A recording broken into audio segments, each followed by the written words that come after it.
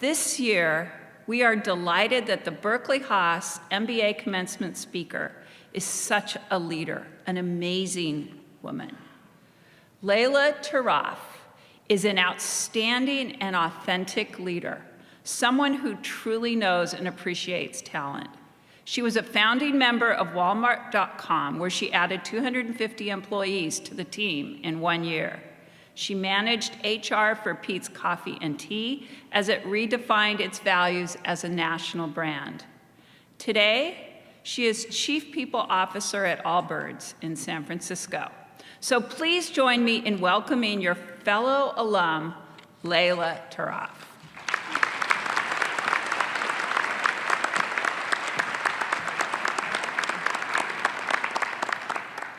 Put on my eyes. Thank you so much for a kind and generous introduction and for the opportunity to speak to the classes of 2020 and 2021, your families, your friends, and your loved ones. It's an incredible honor to return to my alma mater as your commencement speaker, and it's a true privilege to personally congratulate all of you on earning your MBA from Haas. And I'd like to pause just for a minute and appreciate how seriously fortunate we all are to be here today and to be associated with this world-renowned institution. A Haas degree is an instant signal to employers and colleagues that you bring the value of a business school education that is both classic and modern. They'll know you're equipped with a deep understanding of all the critical components of running a business. They'll know that you can talk long-range plans and marketing mix, that you can generate a SWOT analysis and create pro formas. This is what you've gained through your hard work here. And I suspect classes 2020 and 2021, in particular, you've gained even more than the typical cohort of high-achieving Haas graduates. The skills and knowledge I've described are a long-standing tradition of Haas. But you know what else is a long-standing tradition? Fun. In addition to being rigorous, business school is supposed to be fun. You're supposed to have regular social opportunities, go to Strata for a cup of coffee, or go over to Triple Rock or the Hotel Durant. But let's be honest, you kind of got screwed on this front. After all, I'm giving a commencement speech in the middle of October to 2 graduating classes. But given the mix of classes represented today, I know that some of you have had an entire school year online, while others only a few months. No matter how the pandemic has impacted your time at Haas, it's impacted you. And none of you got the business school experience you were expecting. But this is why I think you will win out in the end. You got an excellent education and a crash course in working and collaborating during a very tenuous and uncertain time, which likely taught you very personal and practical lessons of the heart. I didn't learn these lessons until about 10 years after leaving Haas. I graduated in the middle of the first internet bubble, so opportunities abounded. I would go on to hold senior roles at Walmart.com and Peet's Coffee, as the dean said, and today I'm at Allbirds. I've always loved that early to high growth stage, a little bit of a glutton for punishment. And thanks to Haas, I have the foundational knowledge to do well and deepen my expertise there. Yet there was an aspect of business where learning in a classroom can take people only so far, and that's leadership. The greatest professors of leadership, and many teach at this very school, will expose you to a range of leadership philosophies. They'll guide you through case studies of failed and successful leadership, and they'll help you decide which leadership approach is right for you. But if you can't learn in practice how to lead with vulnerability and authenticity, your leadership knowledge will eventually prove no match for the raw humanity of leading. Eventually, every person in a leadership and management role is confronted with the reality that leadership without empathy and compassion is really not leadership at all. When I got out of Haas, I had not yet learned this lesson. It was at odds with how I was raised and how I saw myself. I had a black belt in putting my head down and getting work done. And when setbacks arose and disappointments came up, as they inevitably do, I would quickly transition my team towards solution. We'd push through whatever was in our way, and we would always deliver. But what I didn't do as well was to pause and check in with my team. I didn't create space or time for my team's emotional needs, or mine, quite frankly, because here's the thing I'm both ashamed to admit and relieved to state in the past tense, I'd not yet learned to even recognize my own emotional needs. I lived life on autopilot, focusing only on outcomes. If I wasn't going to allow myself to feel more difficult emotions, I certainly was not going to have patience as others sat in theirs. Strength was, I was taught, stealing oneself from feeling any emotions in the realm of struggle or pain, and instead just pushing them down and plowing through. I'd lived my life believing in this definition of strength until life forced me to wonder if I'd been taught wrong. Something I've learned is that eventually life will try to teach all of us that true strength only comes through vulnerability. For me, this lesson came through the earthquake of losing my husband, my father, and my mother in a span of few years.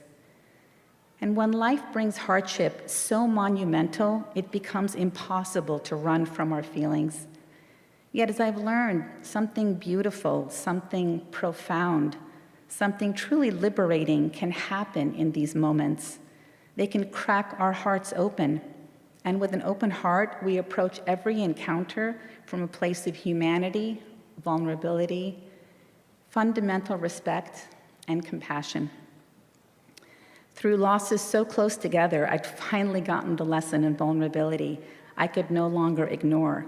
I was forced to question many aspects of my life, both personally and professionally, and I was finally able to see that my leadership and my parenting were too lopsided and too focused on output. I could disregard the inputs, those more humane and human considerations, no more. So I began to embrace the inherent paradoxes of life. I worked to find balance between opposing dualities like tenacity and compassion, confidence and humility, action and self-reflection, and empathizing and motivating. This work has been hard, but the payoff incredible.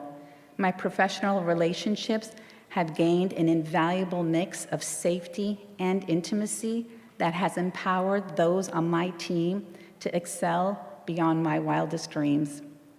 In other words, I learned how to lead in real life, not just on paper. Yes, I got the much more typical Haas experience, replete with those foggy late-night nights at Triple Rock. I got the business school toolkit that comes with this exceptional foundation. And I got a great economy when I graduated, one without the strange uncertainty of a pandemic. But you got so much more. You got twice as many tools in your kit. The pandemic left you no choice but to confront your more difficult feelings and to verbalize them with your classmates and professors. You were forced to leapfrog to intimate conversations early on about the stress of being a student, an employee, a spouse, or partner while homeschooling kids, or about the pain of chronic isolation, having to struggle to retain hope and motivation when you were devoid of human interaction. You had no choice but to navigate the various emotional states of those in your cohort and still function together to complete projects and meet deadlines. And you managed to achieve so much in spite of these unusual circumstances. My friends, this is school learning plus life learning. This is the work of leaders. So much about life is learning to reframe our most challenging experiences to glean them for learning. The losses we endure offer an opportunity to sit with difficult feelings, to process them, and come out the other side stronger for having given in to the vulnerability. Hardship can give way to tremendous personal growth, to a chance to build more resilience, to develop humility and learn to have compassion for ourselves and others. I have a feeling that you will look back on this time and see it for the incredible opportunity for growth that it was. I expect you will feel in complete awe of all that you have achieved against the backdrop of a pandemic and social unrest. And I suspect you might even be grateful for the exact business school experience you got. And that experience was academic learning alongside life learning, the head and the heart. In my career, the biggest derailer I've seen is when people can't transition from being that individual rock star to the generous leader who can bring out the best in others. For those of you who aspire to senior levels, this is a must in the world we inhabit today. And you've already come to understand this. You leave Haas already having learned truths about leadership that most of us had to wait years to encounter. You're already beginning to create your own leadership style, one that embraces dualities, that brings the heart along with the head. As you reignite your career after Haas, you do so ahead of the curve of past and future graduates. For what you lost in the traditional business school experience, you've gained in learning to bring your heart and humanity to your classmates, your work, your colleagues, and most especially, those you lead. In a moment where uncertainty continues to reign, I am truly comforted knowing that you all are our future leaders. You've demonstrated incredible resilience and have shown grace in the hardest moments. It's clear that you have fully embraced Haas' 4 core leadership principles. Congratulations, classes of 2020 and 2021. I wish you all the best. And remember, every setback, every tragedy, every heartbreak leaves its gifts, so long as you are willing to find and embrace them. Please hold this truth close as you set out to do great things. Thank you.